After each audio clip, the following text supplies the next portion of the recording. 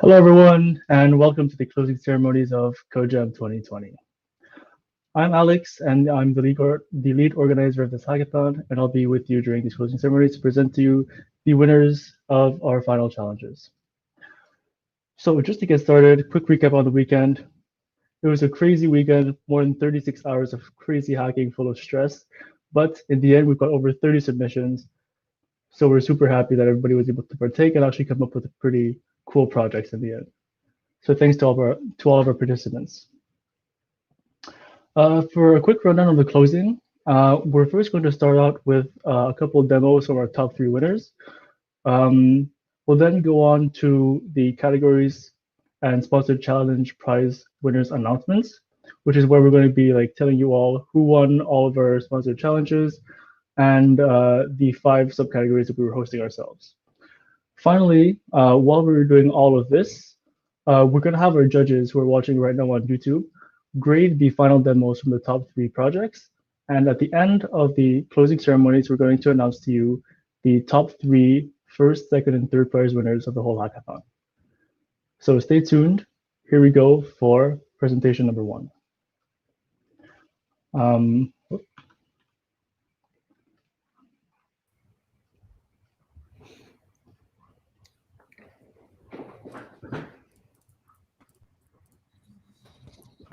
Great. Do you see my screen? No, feel free to. Oh, there we go. Okay. All right, all yours.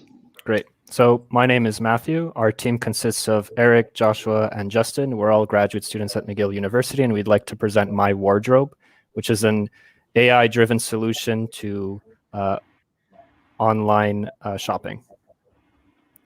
Why did my screen? Yeah, so the current state of affairs. So brick and mortar retail has taken a nosedive in the last few months because of COVID. However, online retail revenue is skyrocketing. However, there's still the challenge of buying clothes online. So buyers still don't know if something suits them or not, and there's still a little bit of a barrier towards buying more clothes online. So imagine if you bought something, you waited a couple of weeks, and the order doesn't even suit you. It might have looked better on the model, or you tried something and it's not even your size. So what we'd like to offer is a solution that's an integrated and immersive market experience. We'd like to allow users to preview the look of a certain clothing before making a purchase. This requires no physical presence, only a picture of themselves as well as their desired clothing. And the end goal of this is to reduce online return costs and increase client satisfaction so that clients come back to your e-commerce website and are more likely to buy things using your service. So now I'm going to present a demo and talk a little bit about it as I go through it. So this is our main page. You're able to add products to your cart, and you can remove products. And so this is sort of a prototype. And in the wardrobe, this is really, the magic of our product. You're able to select a picture of yourself, select the style that you're interested in, and now you're able to actually overlay that style onto the model. So this works on guys as well as girls.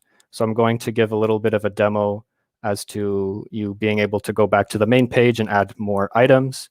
And now you can choose a different picture of yourself. In this case, we're going to choose a girl with a different t-shirt.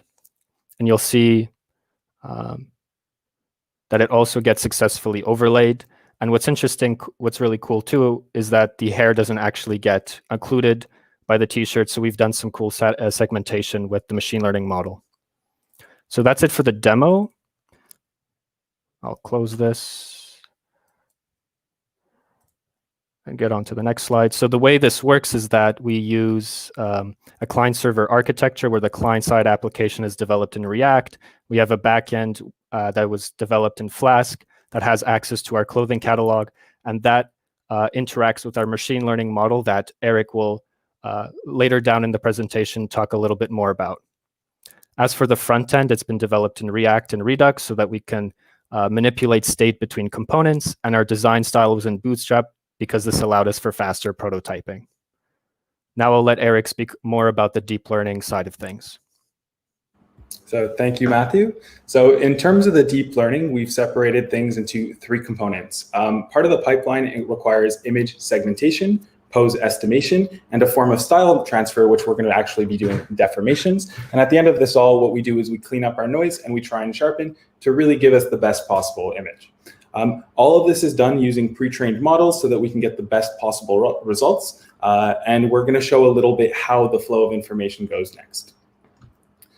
So this is a little bit of an architecture on how things are processed. We're given a input image, which is immediately segmented, and we solve for the pose. Following the segmentation, we use the location of the torso along with a style mask to be able to compute a deformation that's registered to the key points associated to our pose estimation. So what this does is this gives us a deformed style mask that is now overlaid with the according position of our target image, and then we warp that image to be overlaid on top.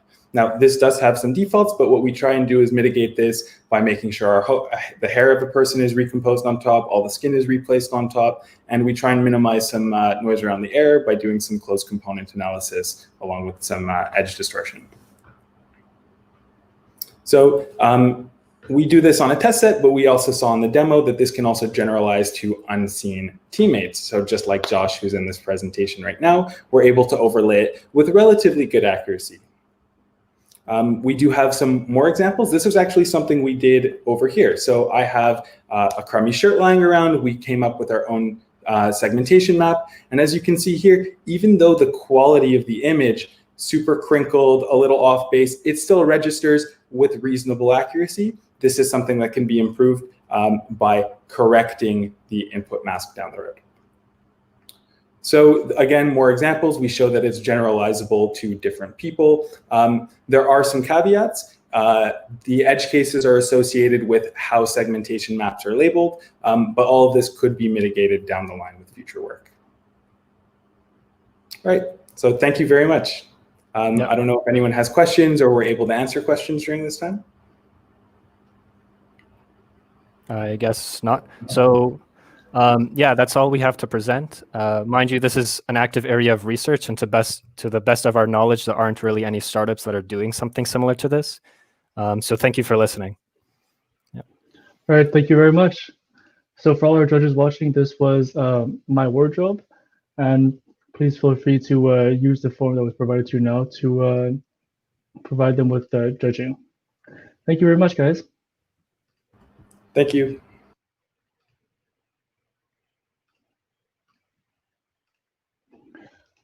Okay. So while our judges are judging our very first project, we now have Mia and Jamie with Mashi, who will now present us their project. We're actually waiting for two more. They should be showing up soon. Hi, Vic and Perfect. Lloyd should be coming soon. We're just waiting for them. Yeah. Awesome. No problem. It'll give us our judges on YouTube some more time to vote on the first project. Awesome. Alrighty. We just want to say it's a really cool project, the one just before us as well, the wardrobe one. Really impressive. So yeah, definitely. Sure. Wow. Okay. All right, so there's everyone. So I'm Mia, this is Jamie, and we have Vic and Lloyd, and we will present to you our Chinese learning app called Mashi. Mm-hmm. Alrighty, so when we started creating this app, we had a few ideas that we knew we wanted to implement. So we knew we wanted to make the app accessible and easy to use because we wanted users to actually enjoy using the app rather than getting frustrated because it wasn't designed well. We knew we wanted to implement education because due to COVID, from personal experience, learning has become a bit difficult and is kind of lacking that personal edge that face-to-face interaction can really provide. We also knew that we wanted to create a user interface that people of all ages could use. Usually educational tools are more implemented towards children, but we wanted to make something that, let's say, an adult who wanted to pick up a cool skill, they would also be okay with using the app and wouldn't find it too childish. We knew we wanted to make it on iOS because in our own circles, we found Apple seems to be the most common type of phone used. So we wanted to make it as widely usable as possible. Finally, we knew we wanted to implement computer vision and object detection, as well as imagery database gathering, because these are topics that we've had some interest in for some time, but we haven't really had a chance to work with them or implement them in any of our projects. So we wanted to challenge ourselves to see if we could really implement them in a way that was both useful, but also kind of cool. So we created Mashi Mashi, which is a Chinese learning app. So it would be on iOS and hopefully in the future some other platforms, and it would help users learn to write Chinese characters. So most language apps usually, if they have a drawing feature, it's usually on the phone. But as anybody who's interacted with them knows, sometimes, drawing on your phone or using a tablet, it can be a little clunky. It feels weird. It's not the same as writing with a pen and paper. So, using a database found on Kaggle of over 15,000 handwritten Chinese numbers, Mashi Mashi tells you if you've properly written your Chinese characters. So, the way it works is you take a pen and paper and you try to write the character. Then you take a picture and upload it to the app. And then using this database, the app will tell you whether it can recognize that character as correct or not. So what do we have? What did we use to implement the app, basically? So for the visual aspect of the app, so for the app itself, what it looks like, we used Xcode, which is great for creating and developing iOS apps. And everything that happens behind the first image, so all the links between the pages and everything, we used the Swift programming language. For the computer vision part of our code, we also used Python, as well as some APIs, but Vic will talk to you about those a little bit after. And to link our Xcode with Python, we used Firebase, which is basically very useful because it allows you to take like an input image from Xcode and transfer it to the Python, and then take the Python and transfer a variable back to our app.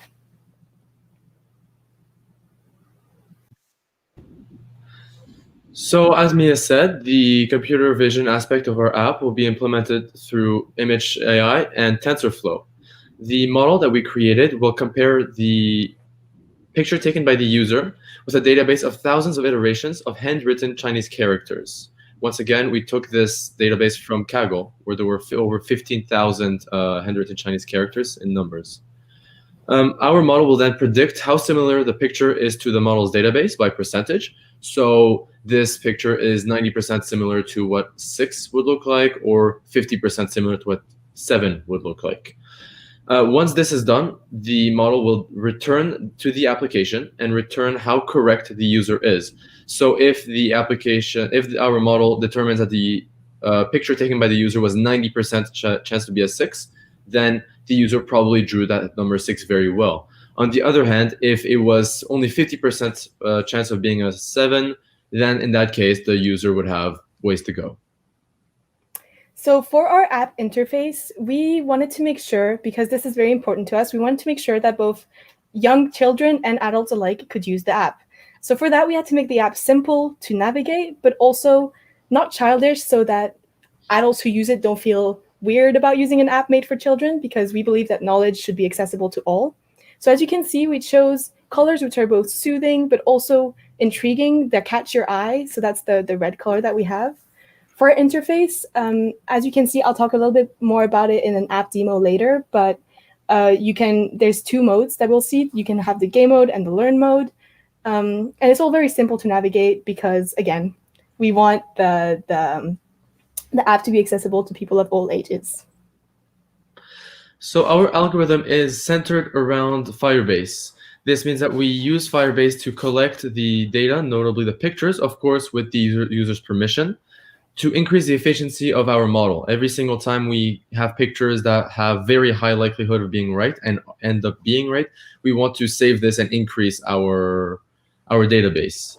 So our algorithm starts with the user drawing and taking his picture. Once this is done, the picture will be uploaded first to Firebase and then will be analyzed by our backends. So in this case, Image AI and TensorFlow. The backend will analyze the pictures and will judge once again by percentage, and we'll try to predict what the user wrote. So 90% chance of this being a 6. Once it has done that, the backend will then push the what it predicts the number that the user wrote back to the application, and there the user will be able to see whether they wrote their number right or wrong by very easily. So Code.Jam 2020's theme was digital by default. For us, this means being able to rely on a digital device, such as your phone, to do crucial tasks like learning without needing other people. Education has always been essential, and as students, we feel that tremendously. It allows for the growth of society and the improvement of future generations. Education is necessary, and when it is hindered because of a pandemic, we start to see the ways in which online learning is lacking. We want to improve an aspect of this through hacking. Therefore, with an app which allows for checking your Chinese character writing through computer vision, gone are the days where you need to pay for a class or a tutor to check your handwriting. Everything becomes digital.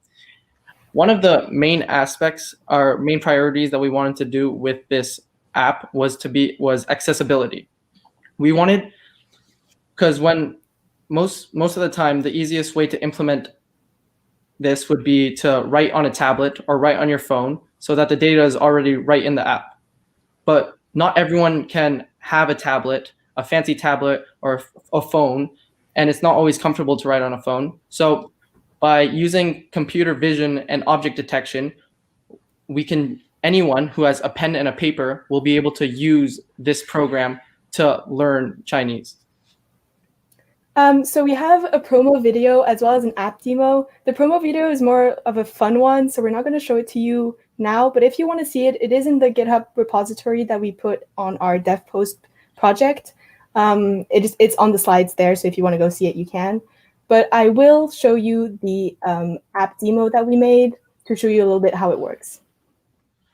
Once you open the app on your phone, you'll be greeted by a home screen where you can either decide to look at the history and details of the application like so, or you could start your journey by just simply clicking the arrow button. There are two modes in our app. In this video, I will be showing off the learn mode. While the game mode gives you more of a random word and you have to correctly guess it, learn allows you to choose which character you want to learn how to write. So let's dive right in. I'm going to choose the number 4 because in the simulation, I already put me writing of a 4 character in the images. So as you can see, the 4 character shows up. You pick a picture, you click on the button, and then I'm just getting the 4. There we go, the picture of the 4th. I click next, and it basically tells you, there you go, good job. You can now write the character correctly. So you're going to go back and do it all over again, but this time we're going to mess it up on purpose to see what it does. So I'm choosing the number 100 here. It gives you, again, the character for 100. And I'm going to choose the picture with the character 3. So not matching. I press it, and there you go. Try again, the wrong character. And that is basically how our app works in itself. Right, so we had a lot of ideas that we wanted to implement with this project, but unfortunately, we only had 36 hours of fun at this hackathon in which to implement them. So we created a list of a few ideas in which we thought we could take this project potentially in the future. So looking at the near future, we thought we would create a bigger database. So in one sense, that would be adding more Chinese characters so people could continue to learn the language rather than just numbers 1 to 10 or 100, etc. We also thought we would be adding more and more images to improve our API and make it more reliable. We also thought we would implement a correction feature, so rather than just you submit a photo and it tells you whether you got it right or wrong, it would tell you what potentially you could do to make it better, like moving a stroke or such. Looking more towards a further future, we thought we would implement more languages that have characters which would be unfamiliar to people who usually use like English letters and would thus have a little bit of trouble learning how to write them. And then finally, we have thought about implementing augmented reality because so Chinese usually has an order in which the strokes are written for the characters. And so we thought we'd implement augmented reality in order to track the strokes as the user presents them. So that's it for our project. This is us. We hope you liked it. And we're very happy to have taken part in this hackathon. Thank you very much. Thank you. Thank you. Well, thank you very much, Mashi. Thank you. So for all of our judges who are watching, now please take just a second to grade one of our top finalists. While you do that, we have our next team here called White Whiteboard, who will now start getting set up to present to us their project. So Mia, Koi, and Diego will now add you to the stream. Hi, everybody. I think I will wait for my team members to join. Perfect, no problem. Also, one of my team members, Diego, he wants to join with 2 places because he wants to demo on laptop and tablet at the same time for our app. Can you do that? Yes, of course, you can just join the stream again with the same link on his tablet or whichever other device he wants to show. Diego, can you check if you can do that?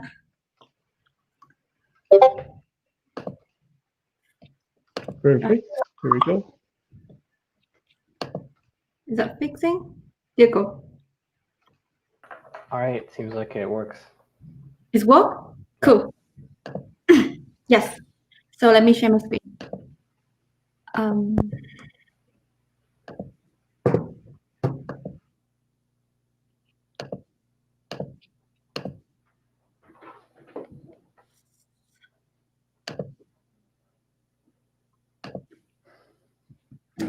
So hi everybody, we are 1105 buddies, and our team members are Hoi Nguyen, Diego, and Mia.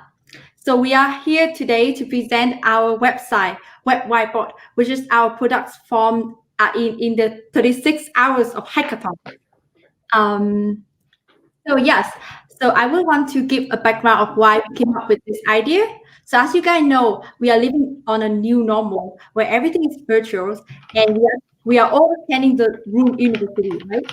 So all lectures are delivered online by Rooms or Microsoft Teams, and the professor gonna write on a tablet using Room Whiteboard or OneNote or Notability. All of these apps are really great, but the options is either scrolling down, the professor can scroll down infinite time to show their note, or either moving to the next page options, and this is creating a problem. So imagine I'm a student in a 50 people's lecture hall, and I'm watching the note and I'm trying to digest it at the same time, but I'm really slow at note taking. And the professor already finished showing what they have shown, and he's already moved to the next page, or he's already scrolled down. I will feel really trying to like interrupt and say like, oh, can you scroll up a bit, or can you like go back to the previous one? And also as a math student, I think this is interrupting the flow of the proof. And this is certainly not something that all students want to do.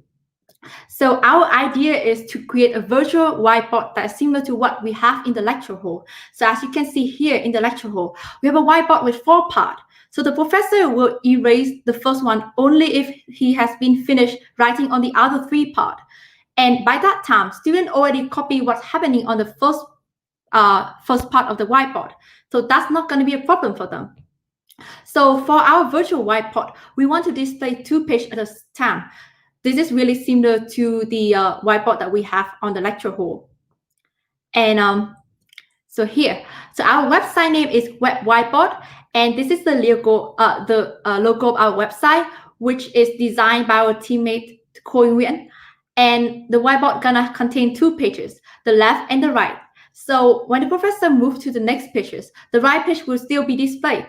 In that way, the student can continue copying down the note, or just simply to digest what is happening on the right page to understand the idea of the lecture. And for our whiteboard, we have added some features. So we have eraser, which allow the professor to erase if they make a mistake. And we also have different color. So the color will help to highlight the important part of our lecture note. And also, as I mentioned, if you move to the next page, the right page will still be kept there. And if you come back to a previous one, then you will still see what happened on the left side as well. And let me share why we think this will be helping us to reduce the challenge that students are having with online university. I think it was like, imagine if you guys are working on an assignment together, and the only way to communicate to do math is sharing a one notebook, right? And the problem is like the person will need to scroll down or scroll like to the left part or right part infinite many of times to see what other person is doing. But that's not what happened with our whiteboard, because we already have 2 separate pages, which allow students to work together on the left and the right. And yeah, and I think that's it from my end. And my friends is gonna show the demo on our website. So yeah, pass this over to you, Diego. All right. So is it sharing now? Okay, all right. So what better way to demo our project than by showing you a bit about how we built it using the demo itself. So unfortunately, I'm having camera issues, so you can't see this, but I'm currently using a tablet with a pen. And let's just talk a bit about how our website was made. So website, the interface is quite simple. We thought we would prioritize landscape mode for tablets, and we have not worked on a web version for mobile yet. But we did want this to be primarily mobile first. So, sorry, primarily web-based first. So we want this to be as accessible as possible. And so the way we did this is that we decided this to be a website. So right now it looks like this is a full screen application, but actually if I remove full screen, you'll see that this is just a normal Chrome tab.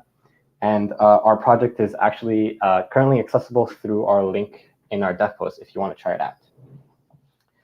So here you see that there's 2 pages where the user is going to write. And the technologies we use behind this are actually, we just used simple HTML, CSS, and JavaScript for the logic. The 2D graphics, because this is a painting application, we use p5.js for this, p5.js. And that's about it. We didn't use any kind of framework or other, we don't have a backend. This is a completely front-end application that is currently deployed in the link that you can see on DevPost. Next up, let's talk a bit about what sort of plans we have for the future. Because right now, this is something that we consider the minimum viable product for our project, which is that the professor has they're going to go on this website, and they would just share the screen to their students so that they could see what the professor is writing. But the thing is that there's more than this single use case of one person writing and then people viewing. And so for future work, we would like to use Firebase so that you can have potentially more than one lecture at a given time. In this case, we would have to, each page is saved as a simple data structure, which is then going to have to be synced through many users so that more than one lecturer could be presenting at a given time, or perhaps 2 students could be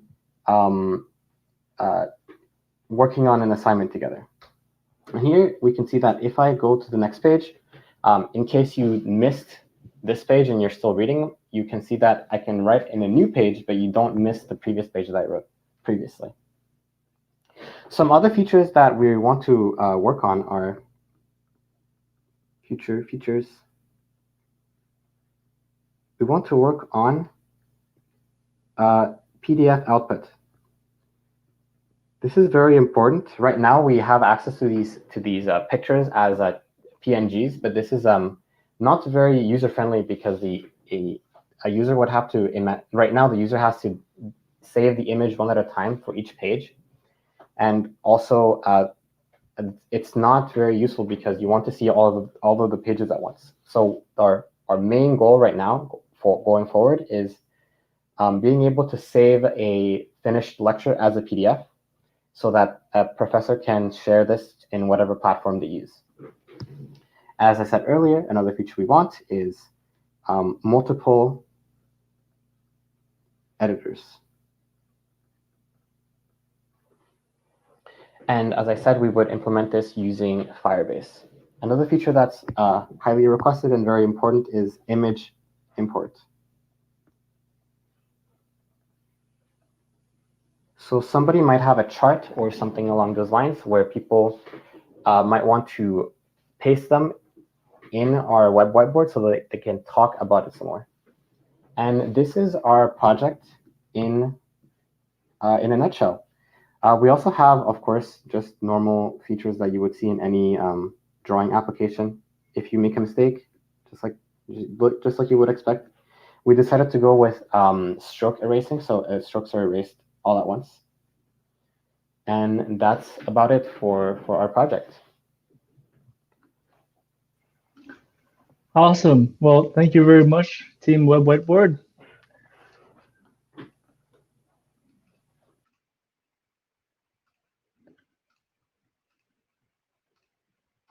So we'll now continue on through the rest of closing ceremonies. However, before we announce the final winners from our top 3 who have just finished presenting, I would like to just give one last word of thanks to all of our sponsors. Here are a couple of our supporters who have really helped this weekend become what it was. So I'd like to give a thanks to MLH, Gather, EchoAR, Wolfram Language, and Sticker Mule, who will be providing you all with the stickers that you will be receiving from us and from MLH in the mail. Next, I'd like to give a generous thanks to Covio, Ubisoft, FDM, Balsamic, and SAP, as well as Morgan Stanley and Celsius, which were 2 of our Gigabyte sponsors who Celsius unfortunately could not make it this weekend. And finally, I'd like to give a big thanks to both Samasource and to Matrox, who are 2 Terabyte sponsors, and from who we're actually going to hear a couple of words from now. So first, before going to Arnaud from Matrox, who will be announcing the winners of their prize, a quick video from David. Hello, everyone. My name is David Kipini, and I am the Executive VP of Research and Development for Matrox Video. I lead the innovation effort at Matrox with a fantastic team driven to conceive, design, and develop tomorrow's technology. I hope that everyone who has participated in this year's Code.Jam has found the experience rewarding, and events like this really allow students to see beyond the classroom and deal with some real-life challenges. Plus, they offer some networking opportunities with HR and engineering people from Matrox and other companies, all the while giving students something new to do. Of course, the Matrox people are the most important people in that group. Through this event, you may have discovered a new interest or learned about a new technology, which may help you develop your passion and determine your future field of interest. If that is the case, then Matrox has absolutely succeeded with our objective. Matrox is proud to have sponsored this event. It is our core belief at Matrox that people who love what they're doing build better technology. That really helps characterize the work in high tech. New challenges, non-stop learning, and in the right companies, being surrounded by people who love to innovate. That passion is what enables companies to be leaders and employees to excel. Sponsoring these events, encouraging Montreal's local talent, and assisting our educational institutions has always been a priority for Matrox. Before going much further, these types of events typically take a lot of organization and effort from a group of selfless volunteers. This year, the challenge was definitely amplified by the COVID situation. In short, those volunteers merit double the thanks for their effort in making this happen.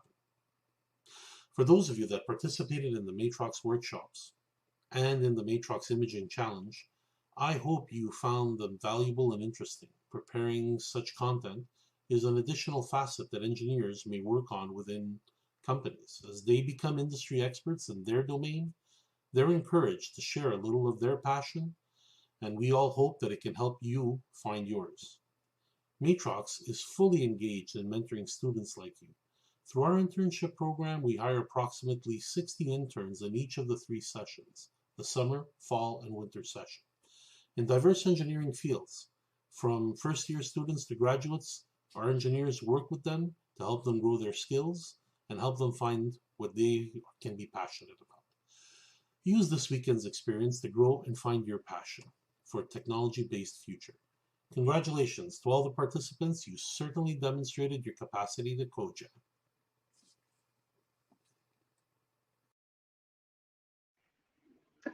Thank you very much to David for that message. We're now going to move on to before we move on to announce the sponsored challenge winners, actually, we're going to first announce the category winners. So these are the 5 subcategories that we at Code.Jam hosted ourselves this year, and the first of which is the winner of our personal website category prize. A quick word actually before I announce the winners. Since we're not able to have interaction from all of them today, please reach out to us afterwards, either on Discord or through email, and we'll get in contact with you to set up the prize. So back to this. To start off with our personal website category, our first winner is Alman Izadi. So Arman presented a website he's been working on right after the workshop that Katie presented, and he was the winner of this prize. Our next category that we announced was the People's Choices Award. Now this award was determined by the most dev post likes. So thank you for all of you who took the time to vote and to give us and to voice your opinions on dev post. And here's now the results of all your votes. Team Illuminati with their project QuickFit. Next prize that we have is a prize for best UI and UX design. The team who won this prize is Kijona, who we will be giving the prize to later. Next up is a prize for a time management app, which we call No Procrastination. The prize winner for this, Home Workout. And lastly, we have a prize for a wellness category that we also implemented. And the winners for this are AnyChat, Anytime. We also have a prize for Social Good, who is given to COVID Go. So congratulations to all of our subcategory winners. We're now going to move on to announce the winners of our sponsored challenge, challenges. So first off, I'll pass it off to Arnaud, who will announce the winners of the matrox challenge.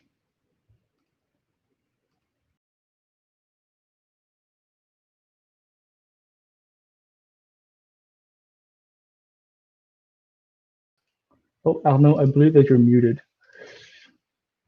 You're right. Sorry. Bonsoir à tout le monde. Good evening, everybody. And I would like to start by a big thanks to all the execs. So Alex, Catherine, Eloyan, George, and Senkati, Ray, Sagar, you've been very helpful during the 2-3 days. It was a long days for everybody, including yourself, and thank you for your energy and organizing this in this particular situation of the pandemic for everybody. And now regarding the winners for our Matrox challenge, the winners are the project Mashi Mashi. So congratulations, and again, thanks a lot for all this organization, and congratulations to all participants. We've seen great projects tonight. Thank you. Perfect. Thank you very much, Arnaud. So we are now going to hear from Loic, who is going to announce the winners of the Samosaurus Challenge. Loic, Hi, everybody. to you. Hi, everybody. So yeah, I was here at the opening ceremony, and we're excited to present the challenge to you. We've, our philosophy, our mantra at Samosaurus give work. This is how the company was built. So working with universities and students is just something we do. It's in our DNA. And seeing everybody, all of you, trying things and sometimes succeeding and sometimes not succeeding is just invigorating. It's just something we love to see. So we've had about 9 submissions for the challenge, which was more than we ever thought. All incredible work from everybody trying and seeing engineering at its best. There was one of them that really stood up for us, and one that we really liked, which you've seen a demo a little bit earlier here. The name of the application is My Wardrobe, and the team is Great and Guys. So congratulations, guys. Awesome work there. Awesome. Thank you very much, Loic, for announcing our Samosaurus winners.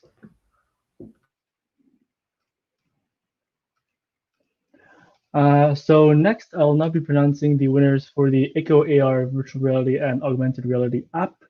Sadly, they couldn't be They could not be here with us today, but the winners of their prize will be the project Shop AR. Congratulations to the winners. Next up, we have the most creative prize, which was sponsored by our Gigabyte sponsor, Code.Jam. And the winner of this challenge was a team called Confirmed by Spice with their project Blossom. Congratulations again. Now I'll pass it on to Ayush from MLH, who will announce the winners for their sponsored prize. All right. Hello, everyone. First, just want to say great job to everyone. I had a blast this weekend, and it was really nice meeting you all through Gather.town and like demoing was a lot of fun this year. This hackathon, so and you guys made some really awesome hacks. So to get started, first prize is best domain name, which is gonna go to Push for Progress, and their URL was pushforprogress.tech. Next one is the best hardware hack, and this one was really cool. So just want to point that out there. It was BrainViz, which essentially was a hack about using emotions with gaming, which I thought was really cool. And lastly, best use of Google Cloud, which goes to Cop the Look, which was pretty similar to the wardrobe app that is in the top 3 overall. So congrats to all 3 of y'all, and that's it for me. Deuces. Awesome. Thanks so much, Ayush. So now that we've gone through all of our sponsored challenges and thanked all of our winners and of our sponsors, it's time for the big 3. It's the moment you've all been waiting for. This is the 3 big projects that we've seen at the beginning. And yeah, it's time to reveal who the winners were of the overall hackathon. So to start off, in 3rd place, the winners of $750, we have our team, Web Whiteboard. Congratulations to the team. In 2nd place, for our $1,500 prize, we have Team Mashi Mashi. And finally, in 3rd place, for a gigantic prize pool of $3,000, we have Team My Wardrobe. Congratulations to everybody. Thank you to all of our sponsors who made this possible, to all our participants who spent 36 hours of their lives hacking away at like the most amazing projects, and who finally made this event a huge success. And thank you also very much to all the members of my committee who put in so much time and effort to organize this event. You guys have no idea, you all are amazing. So this concludes the closing ceremonies presentation for Code.Jam 2020. Thanks everyone for attending, and we hope to see you in 2021 for the 11th edition. Until next time, bye.